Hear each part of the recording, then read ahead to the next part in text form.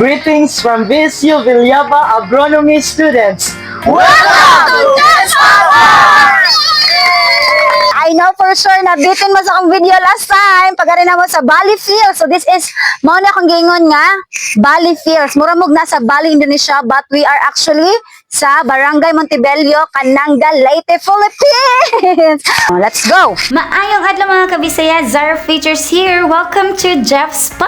O diba, ganon energy. So for today's video, akong ipakita ninyo kung unsa joy naa diri sa Jeff Spa. And we will be staying here for 2 days and 1 night. Perfect sad kay pag-abot mo diri akay na ay 2 days activities ang DepEd nga giheld diri sa Jeff Spa. According to School Farm Coordinator Miss April Ann Agumen, gitawag ni siya nga Exploration on Organic Farming for the competition project Roots to Riches, participated by the 6 rural farm schools ADM in Ormoc City. Mao ni nakanindot sa Jeff Spa mga kabisaya kay this is not only a tourist destination but also a learning site in organic farming. Nakaana jud ko ba nga while taking some video clips and photos diri sa ilahang activities, makaingon jud ko ba nga nindot jud kay diri sa Jeff Spa kay inig uli nimo na apo kay key takeaways. Anyway, diri day mega stay sa akong team sa Bali inspired A-frame cottages. So kung ganahan ka og overlooking view facing sa mountains and rice field, so kani imong kuhaon ang A-frame nga 2-story. Kung kauban nimo imong family and barkada, mag-enjoy pud mo sa mga indoor and outdoor activities like fish feeding sa mga koi nila diriya, and naapod sila rabbit park.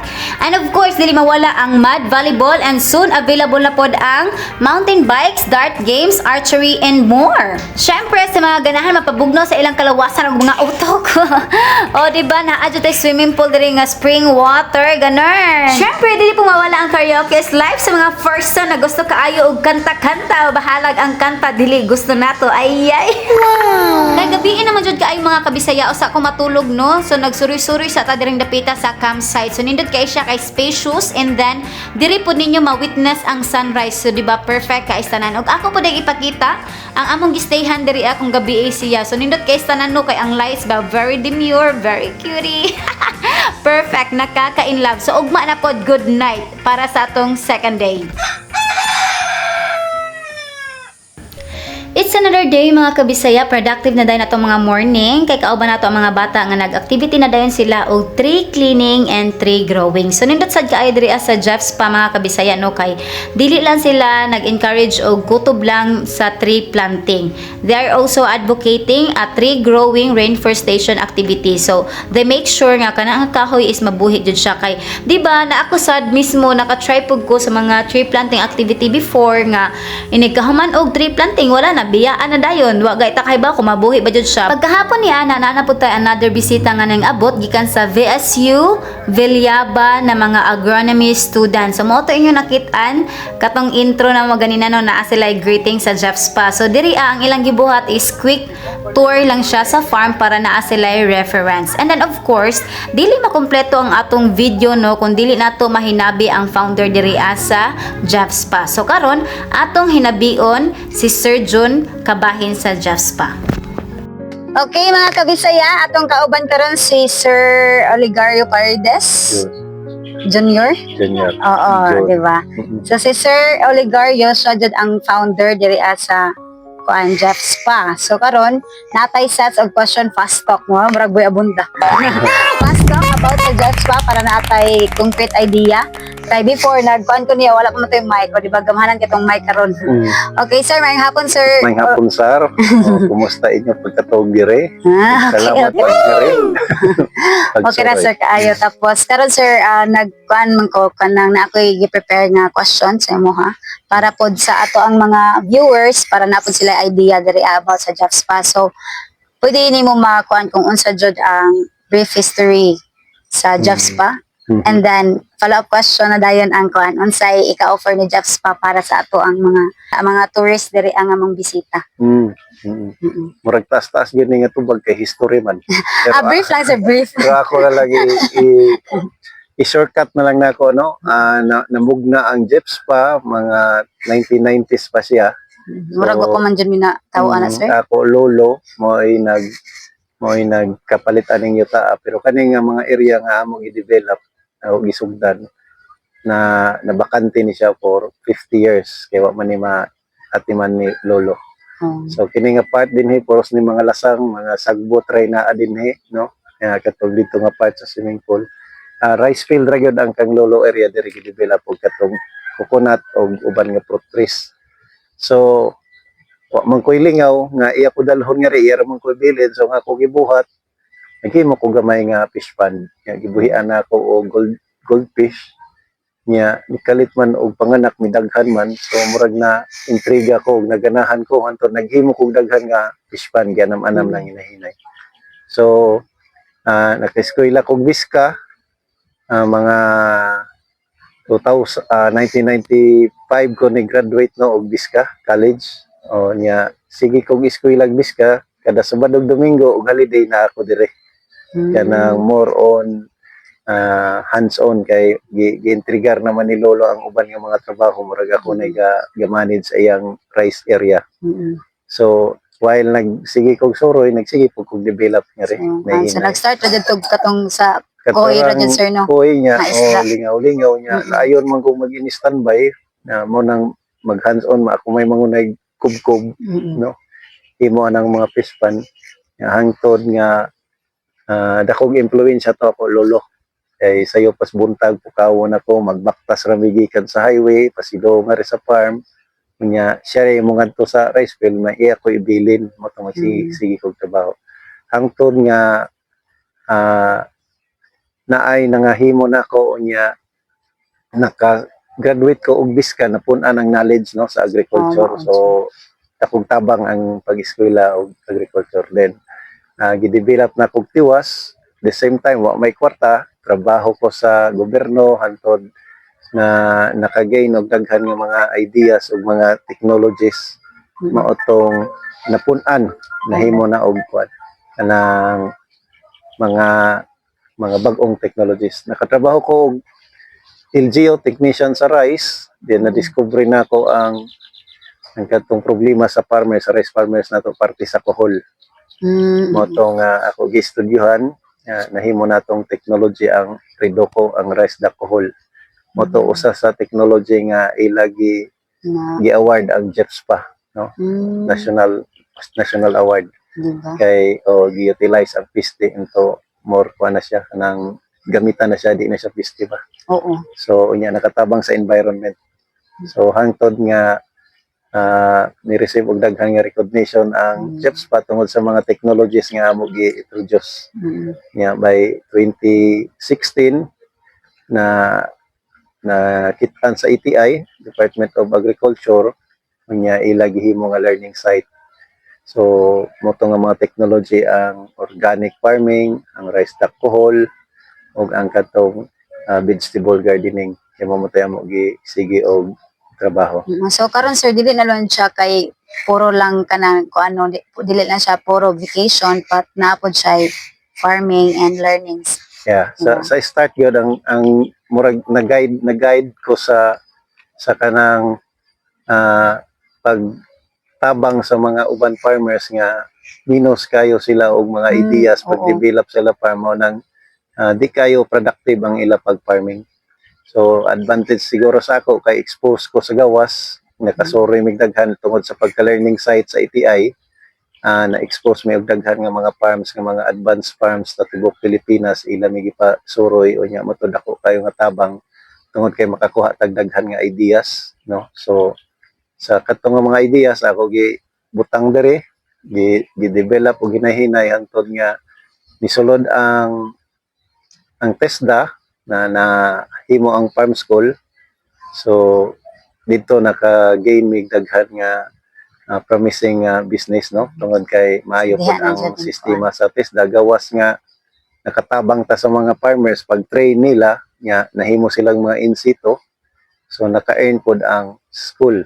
So motong nakapamalit mig mga gamit, mga equipment, mga farm machineries nga para magamit po sa pagtudlo ngadto sa ato mga estudyante. Nice kay na sir ba kay daghan gyapon mo dili lang kay sa inyo ha nag-share gyapon mo knowledge sa uban. Yes. Atong niabot ang panahon nga ang production namo instead nga problema may pagbaligya, di na kayo kay daghan na mga estudyante nga mga riuy mamalit man day sila. O anto nakahuna-huna mi nga ato na lang kanimuan og tourism kay na may daghan tubig ang farm. So mo to nakahuna na mi nga ang katong uban fish pan i-convert og swimming pool. Mo to nakahimo mig swimming pool kanya may gamay nga na pundo. So nisulod na ang farm tourism. So mo to gi-invite na pud mi sa DOT, Department of Tourism, gipa-train mi, gipadamig lain pud nga mga sikat nga farm sa Pilipinas para pagtuon o pagkuhag mga idea. So salamat mi sa Department of Tourism nga ila pud mi gisuportaran unya na-improve og maayo ang tourism industry sa farm karon. So murag napunan ang So diha na nag-combine ang farm and tourism. diha na ni-combine ang farm tourism, agritourism. So nindot siya sir no kay ang imo tinda gawas nga kanang mobayad sila sa entrance, mopalit pagid sila imo tinda niya mopaluto. So nindot siya nga pag-earn ba sa farm. Mga farmer pud namo dinhi mga silingan, natabangan sila kay ang ilang mga buhi, mga manok, kami nay mamalit, ilang mga utanon, ilang mga bugas kami nay mokumpra. Kay ma-short naman ang amo production. So ang amo karon gusto mahitabo nga dili lang siya lingaw-lingaw kundi naagay learning ang musuroy nganhi sa farm. So gawas nga mag-enjoy ka, mag-relax ka, at the same time you will learn sa pamaagi sa organic farming, no. Nice kayo na sir. Bisan galing kami pag ari kay na-miss jud pud mi ba kay naamday ka nang sa katong office nakita na mo nga naday mag-training po diri abang may mga pagdaan gani nga pud mi. Pero sa una sir kay ikaron jud nagsugod no pero karon na kuan jud as of today balik ka na mo no nag-work po na mo. Pagkatong 2021 nga kanang may dako na ang farm tungod kay nanay eskwelahan, nanay kuan matong ako gi-invite ang ako mga igsuon. Nga mo tabang na. So mo to mo gihimo corporation. Pero before pa niya na nagngari na gyud mi nagtabangay na gyud mi naka-start may before Yolanda. Ako do ka brother nag-start na gyud mi og organic fertilizer production. Pero igo lang mi nakabarog sa building gi Yolanda. So mo tong undang dayon. So narabaho mi pag-recover yan tod pagbalik. Murag ako'y nakapokus nga ma-revive sila naniguro po sila trabaho. So hinahinay nga ri hantod karon naka-decide mi nga himo corporation. Mo to na nahimo ang OPSAI. So Oligario Paredes Seniors Sons Academy. So target na mo karon mahimo assessment center, additional nga mga courses sa TESDA para sa tourism, no? Sa mga uban nga mga basic nga mga in situ gali nga courses kay mo may demand. So mo ni amo pasidungan. So mo na ang mga future expansions na naanda nag-start na jud karon. Mga kuan. Mao naman gyud ni nasuod naman ta sa ingon ani. So medyo kapoy god usahay malipay lang po ta kay makabati tag feedback sa ato mga bisita. Uy nindot man ni siyempre mo nay makapabuhi og maayo. Jud. Dili na lang kay usahay magpabayad, ang importante ma-appreciate nila ang gihimo. Tinuod. So dako kayo og kanang pag-boss sa amo kaugalingon po nga padayon ta niani kay naa man day potential ni, no.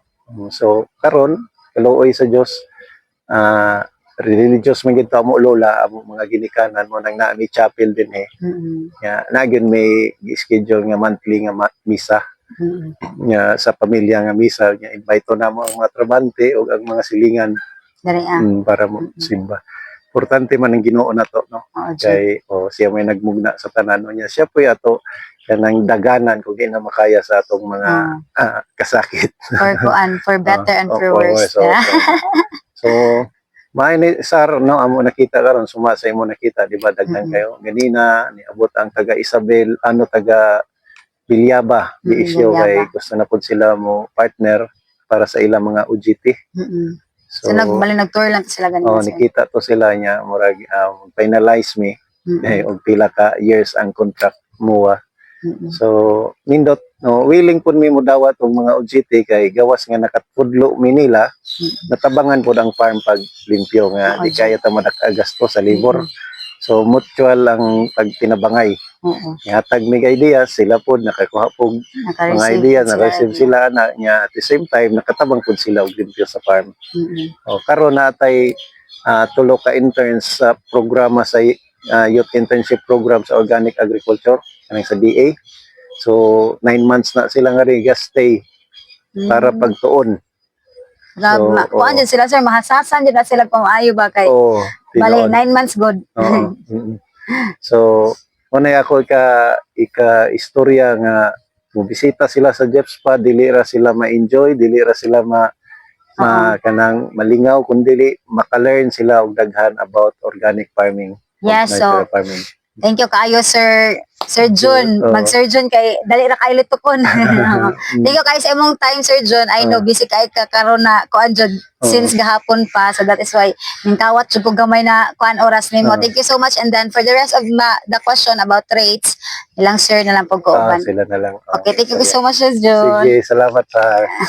Okay, so we're done sa kung ano about history sa Jeff Spa. So now we'll be proceeding sa atong mga rates diri sa Jeff Spa. Kay most frequently asked questions sa atong social media is the rates. So this is for you. So tubagon ta ni Ma'am Mafek. Okay, hi, welcome to Jeff Spa. Ang entrance is 50 per head. That includes na, bali nahimo na siyang 25 sa entrance and 25 sa pool. Okay. So na-introduce Then, siya. narita ni Eva. So mao ni siya inyong lahusan, mag-logbook mo, and then ora man no ilang buhat man logbook lang bayad. And then bayad di ay kay dapat na joy bayad sa entrance biya. Next is mo proceed ta sa next Mga ato ma'am. katong sa A-frames, accommodation for family and barkada. Okay, let's go. So, di anata diri sa amo dormitory type. Kining dia diri good for 10. We have good for 10, 6, and 4. Okay. Aircon room ni. Oo, so wala mo yung ordinary ma'am no nga dormitory type. Tuwa dito sa may Birmingham, sa may Okay. sa may Salvio. So kining good for 10, mao ni siya ang 250 per head. Yeah, ang good for 6 is 300. Oh, very Ang good affordable. for 4 is 350. Wow, so nice kaayo siya kay affordability is the key. Ha? Then Diba? include na bed sheets na. So with towel. Diba ang amenities nindot kaayo. So next, Ato ato ta sa A-frame. A-frame. Katong mga Bali feels, katong akong gingon sa una, nga Bali Indonesia, di ba nindot kaayo? So nata di sa first A-frame na good for 4 to 6. Kining dadire sa ako luyo, among luyo. Nindot kayo. So, dirit mi nagstay, guys. Oo, nindot kaayo kay kuan siya goods for family, barkada. So, nga na siya. Actually, pag nana mo diri, included na, no need to pay the entrance and pool. Oh, wow. Nice kaayo kay once di ay maka-check-in na mo diri. So, wala ko naka-experience ana kay free raman mi diri ay madam mo, di ba? Bongga na dahil sa Zara Pictures na napita. So, nindot kayo siya dahil karon pupugo kay bawo ni ma'am nga once maka-check-in dahil mo diri ang mga kabisaya, if kaning inyong kwaon mga A-frame, no need na to pay the entrance and the pool. Bongga. So next is Narita sa A-frame, number 2, good for 16 people, 12 to 16. 12 to 16. So, mao ni siya, up and down ni siya. Family, barkada. So, kinsay ganahan magplano mo overnight, this is 2-5, 12 to 16 people sa Grabe, daghan din siya kay guys. Kaya mura siya kuan jud na siya lauting second two-story floor. o duha-duha na. Two story. Pag anin ako na amaze jud kung adto kat ko sa babaw ma'am. Kita nimong view, overlooking view nadto sa Mountains and makita rice mountain field. view. Yan, indot Kennedy, especially during na ay full moon. Nice kaayo Na-enjoy capture nimo. jud nimo ang kuan. Nature is life. Ang nature. Oo. Yeah. And we're heading Ito sa to camping area. Morning camping area, pwede mo magdag inyo own tent kung wala na tent. So, makarent ka sa amo tent o 200. Pero kung naamoy tent, you can bring your tent. Pero, mo charge na lang ni 100 per head.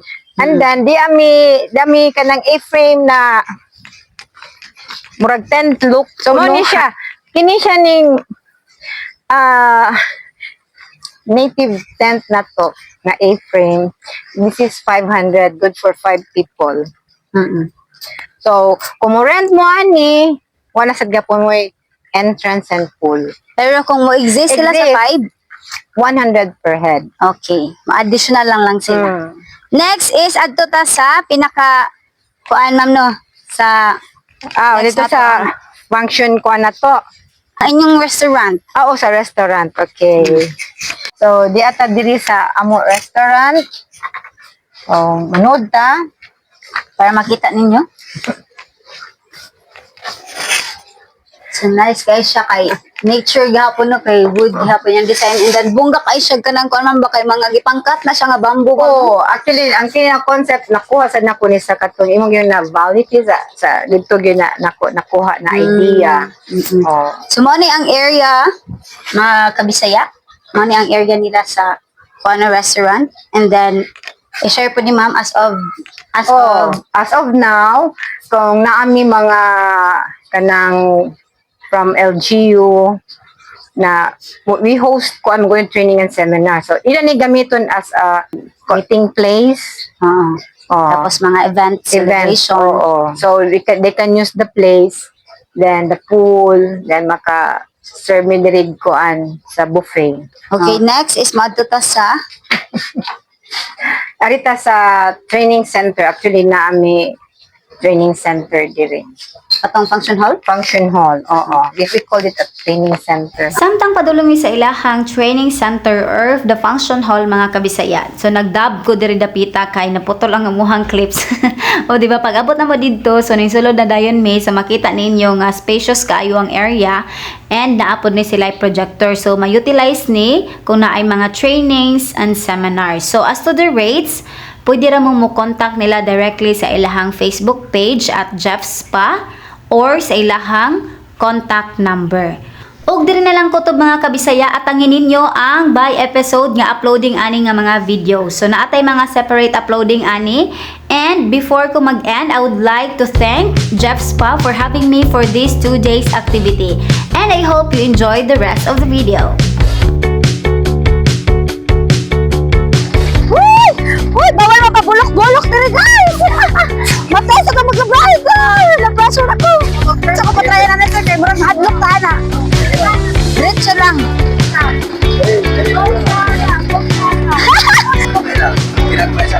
Asa ko pa doon?